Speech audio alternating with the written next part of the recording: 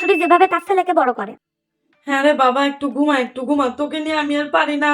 না ঘুমাতে পারি, না ঠিকঠাক খেতে পারি, হাঁটতে পারি না, চলতে পারি। তুই পেটে আসার পর থেকেই আমার কত ঝামেলা, তোকে মানুষ করতে আমার কত কষ্ট হচ্ছে রে। না ঘুমাতে পারতেছি, না খেতে পারতেছি, না কোথাও যেতে পারতেছি।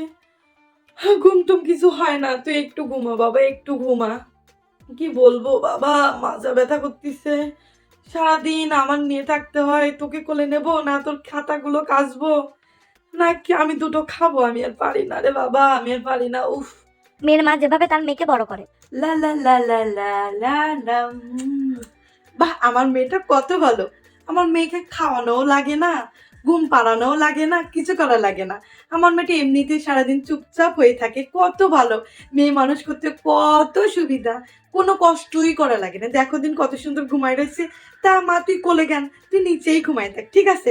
তোকে মানুষ করতে তো আমার কোনো কষ্টই হয় না, তাই না? তা আমারও খাওয়া লাগে না, তোরও খাওয়া লাগে না। আমি সারাদিন বসে থাকতে পারি, শুয়ে থাকতে পারি, যা ইচ্ছা তাই করতে পারি। তুই মেয়ে না, তোকে মানুষ করতে তো আমার কোনো কষ্ট হয় না। সব কষ্ট তো ছেলে বাচ্চা মানুষ করতেই হয়, তাই না মা? আমি এখন কি করব তাহলে? আমি এখন বসে বসে সাজি আর টিকটক করি, যেহেতু তোকে খাওয়ানোও লাগবে না আর আমার সবসময় শুধু ঘুমাই।